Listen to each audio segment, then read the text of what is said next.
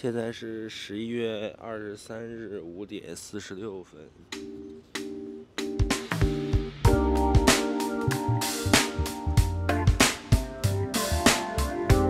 看一下夜景效果。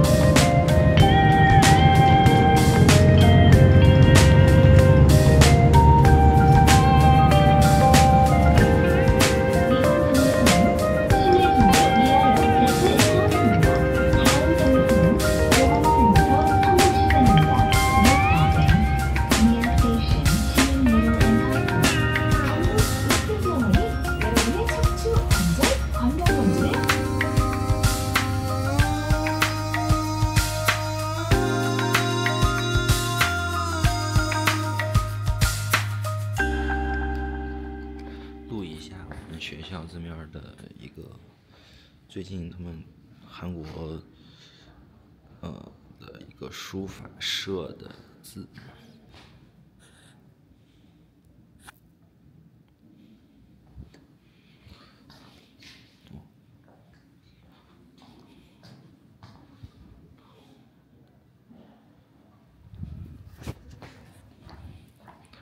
这个是我们教学楼。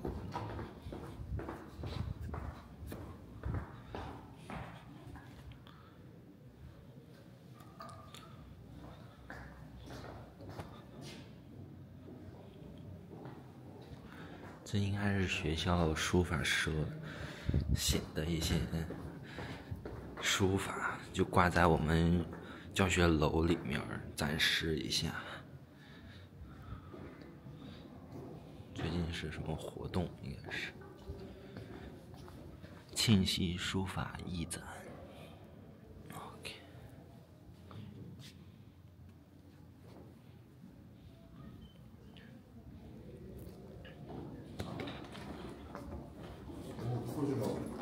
看一下出门后的夜景，现在4开30帧。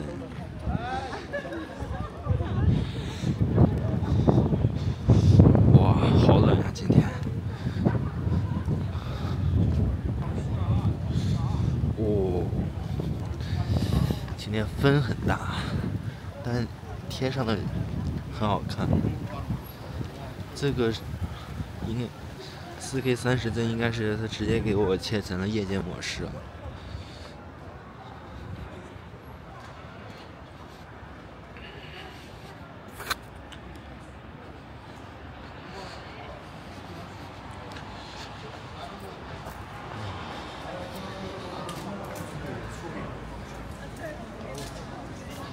这个是庆熙的校门口。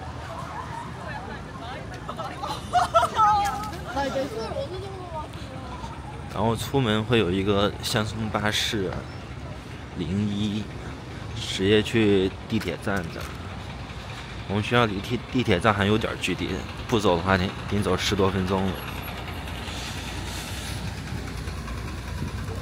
太冷了。这个是学校的医院。我上次有个片儿就是在这个底下拍的，这个自由女神像。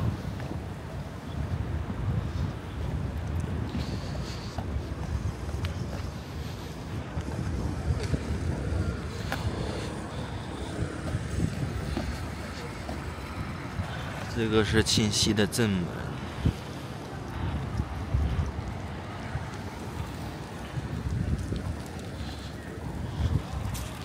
哇，冬天的时候拿这个相机手冻得不行。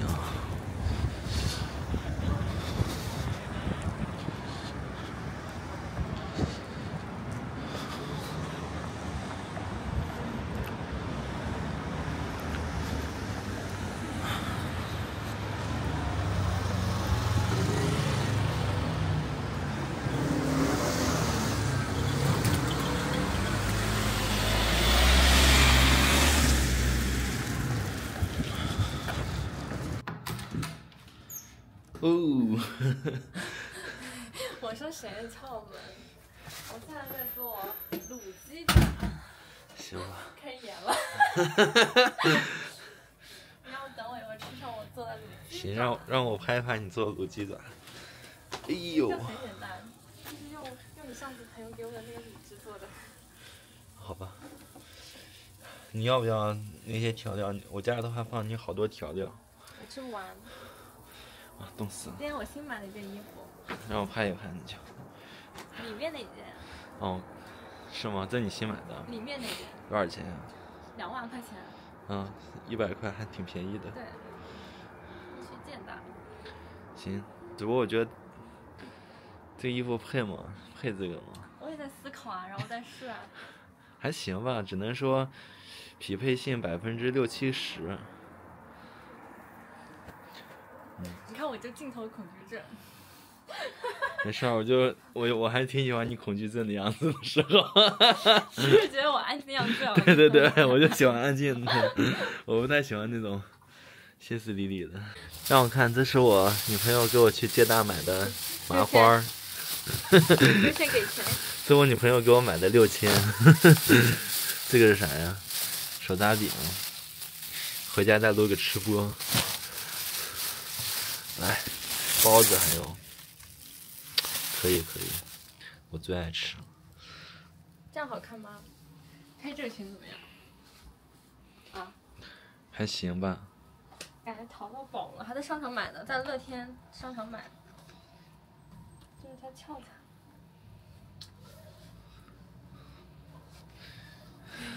又开始凑美了。好尴尬。啊，刚回家，看一下老陆今天，应该叫小陆。小陆今天给我买，这是他给我做的那个鸡爪子。哦，鸡爪。然后他给我打包带回来了。然后这个手抓饼也是在捷达买的，还有包子。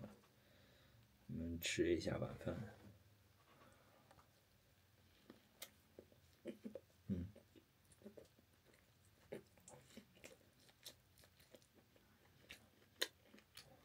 哇。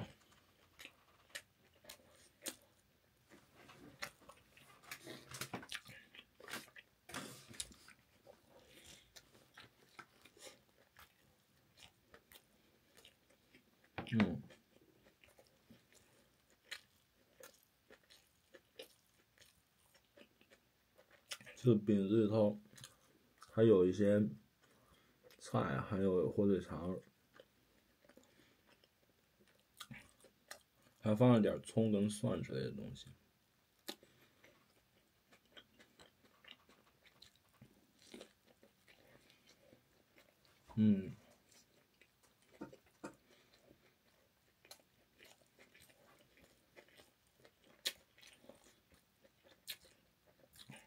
我特别喜欢吃面食，因为我是山西人。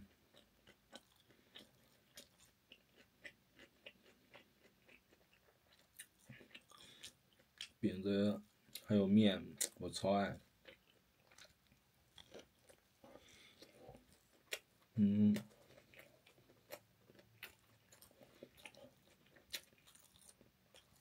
建国大学那边的，那家店还卖油条，那油条挺好吃的，但是晚上就不卖了。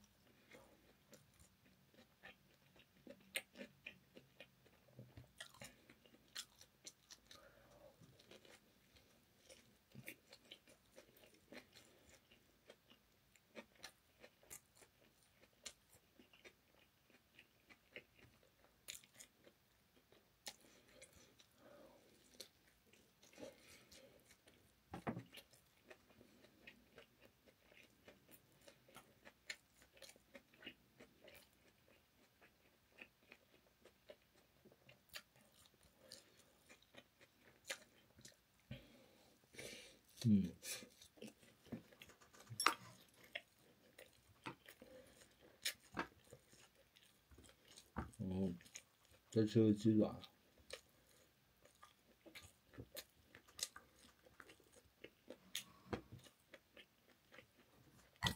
鸡爪，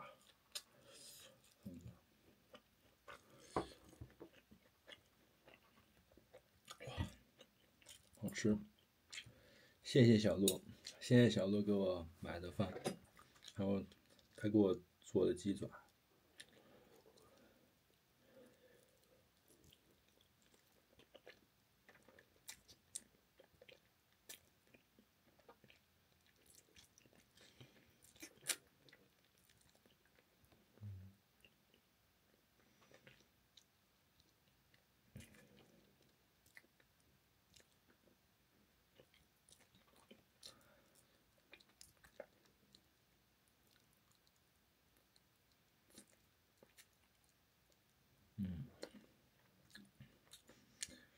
鸡爪就是吃起来肉特别不方便，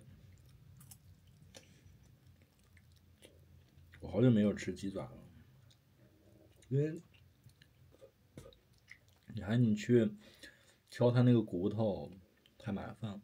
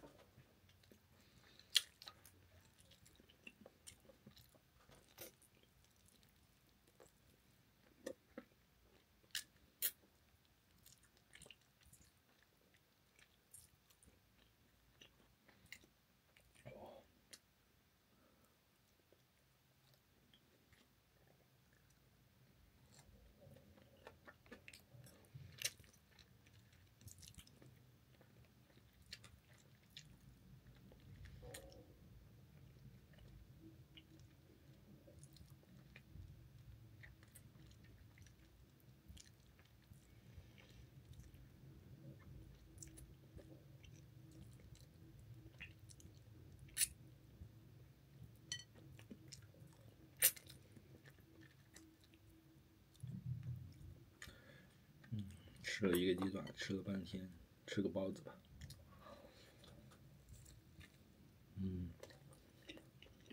还不错，可以看一下包子的肉。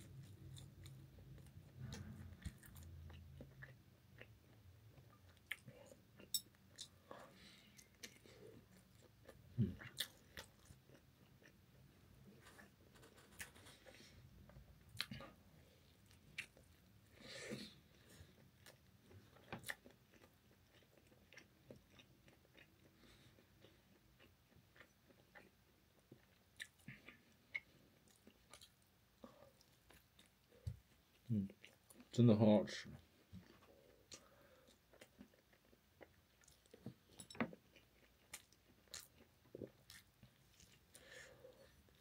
哇！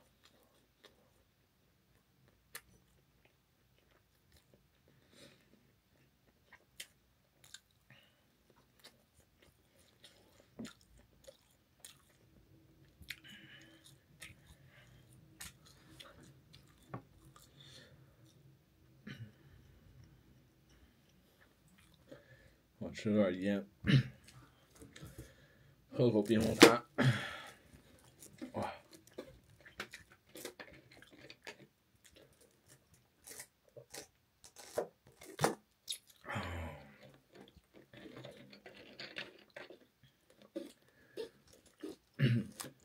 哇！再来一个包子，最后一个包子。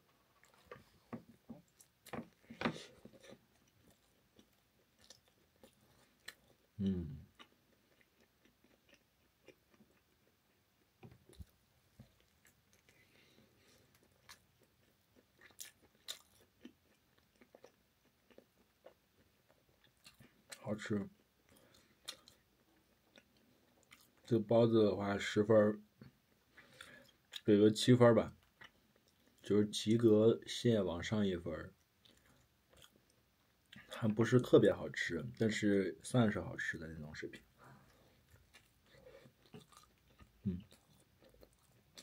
主要它性价比也比较高，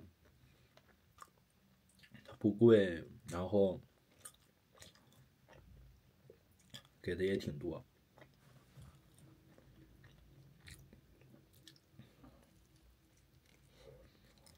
哇，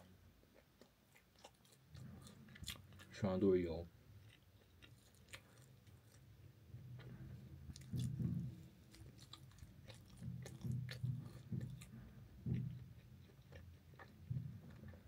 3个包子，一个手抓饼，一个鸡爪，已经吃饱了。然后再来一个鸡爪，就不吃了，吃不了了。哦，这已经吃了很多了。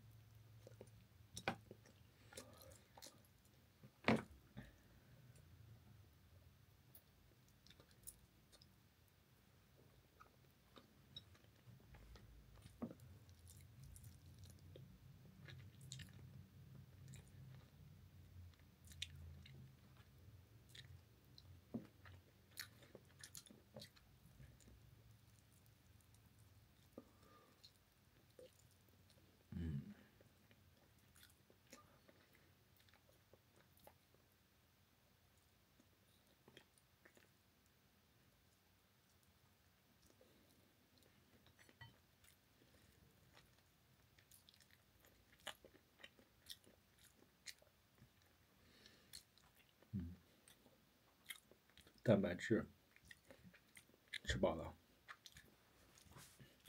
那先吃到这里。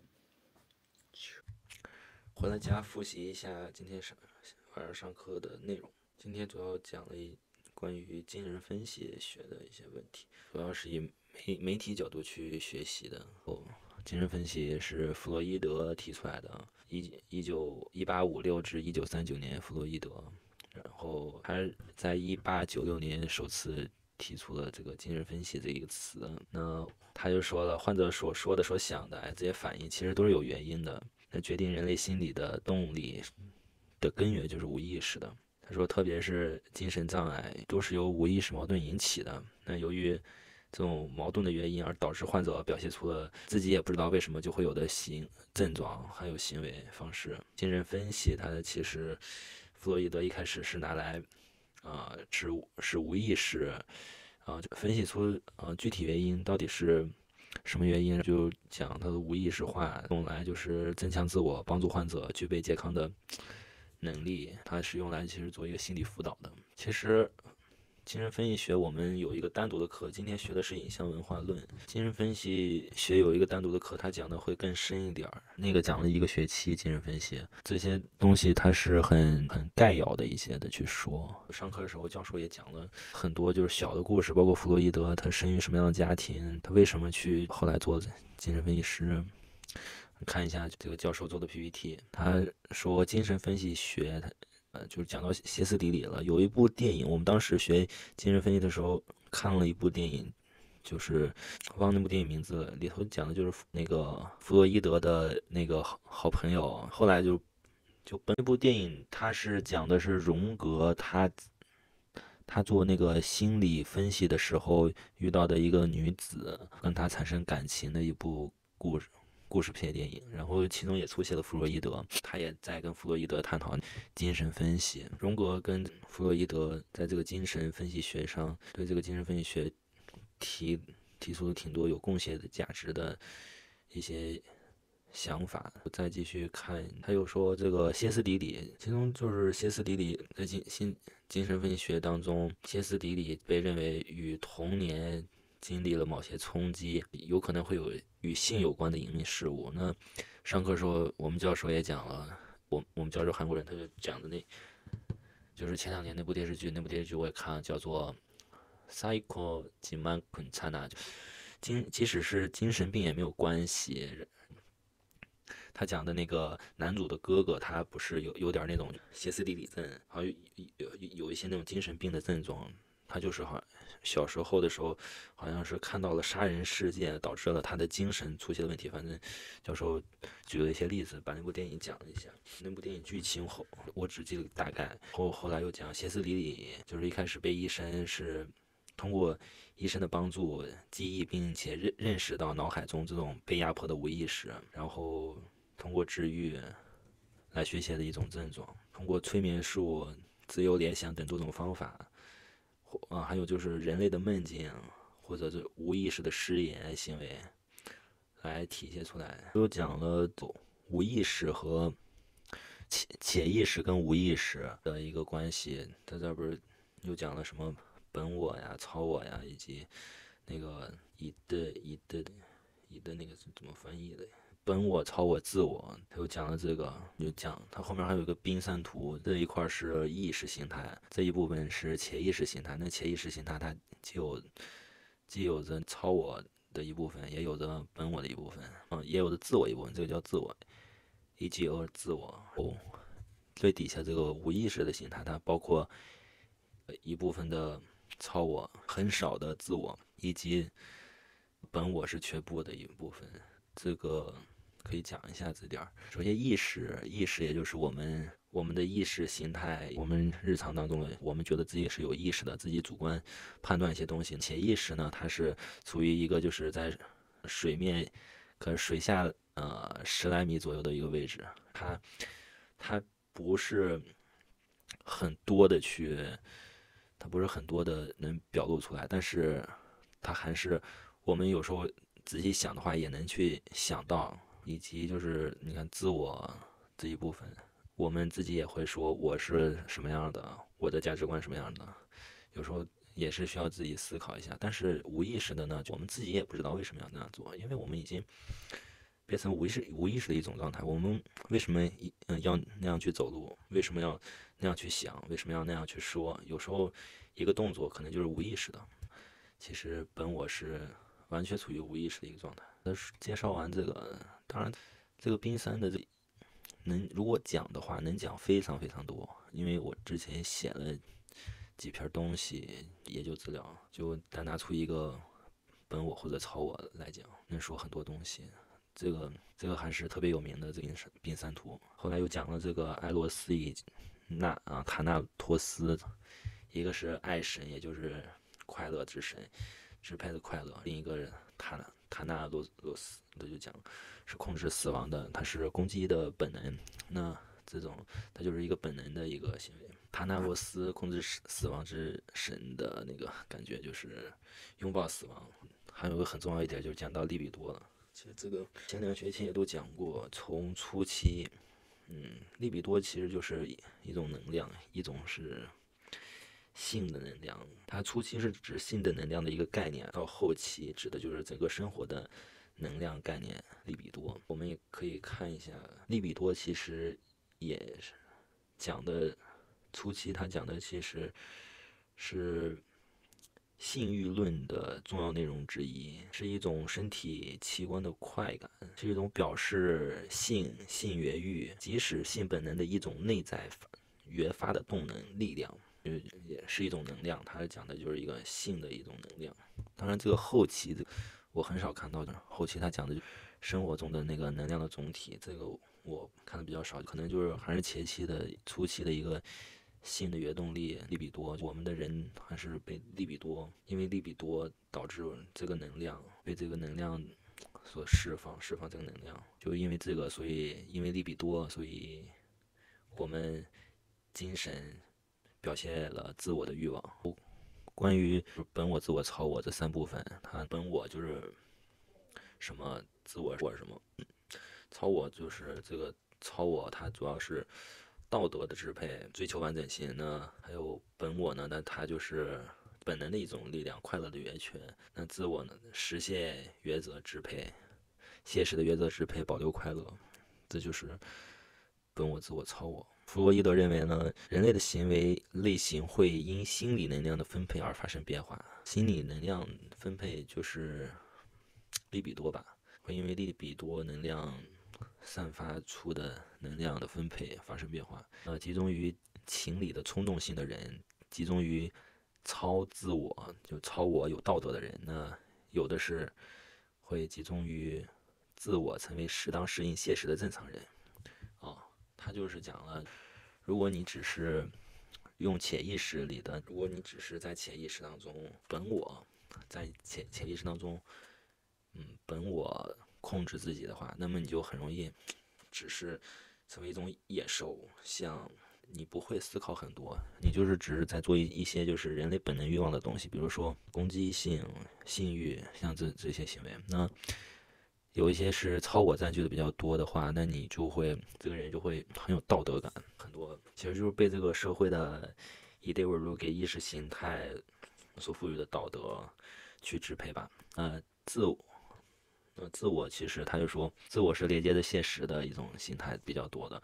那如果你是比较自我集中的比较多的话，你会跟这个现实更有连接感。这个就并成那个图。我后面又讲了一些对弗洛伊德的批判，说什么内容很抽象呀，缺乏明确的定义，过于依赖演绎的方法，缺乏客观的验证。因为你很多都是你的那些东西都是实验方法嘛，很多都是病人，而且你也说，都是你从病人当中得到的一些结果，有一些病人也不一定被治愈了，所以你的东西，你这个东西也不一定是正确的。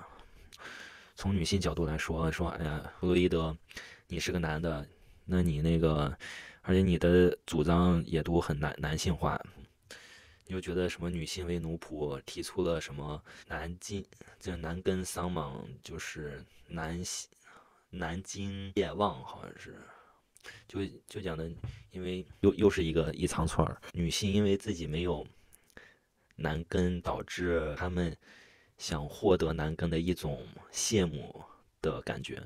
这个是当时弗洛伊德理论当中的一点东西。男根桑嘛，就是简单来说，后面又讲了弗洛伊德的批评。那弗洛伊德提出批评的时候，他是通过无意识的动机或者使任何攻击都失效的弗洛伊德的几个先例，也让人对精神分析的客观产生了怀疑。考虑到弗洛伊德成立精神分析学并吸引追随者，冷静地剔除了一些试图提出与自己学说相反的主张的人士。有人批评说他的学说也是一种宗教教义，这个东西我也不是特别的，我还是对弗洛伊德说的其实我觉得我之前看过弗洛伊德梦的解析一部分，我觉得他的一些方法也是挺有用的。那说到梦的解析，其实他说就是我们做梦其实里头都是无意识的，你可以从你的梦当中就去了解到你那些无意识的一些心理。有一部电影是希区柯克拍的，那部电影的名字叫做《爱德华医生》，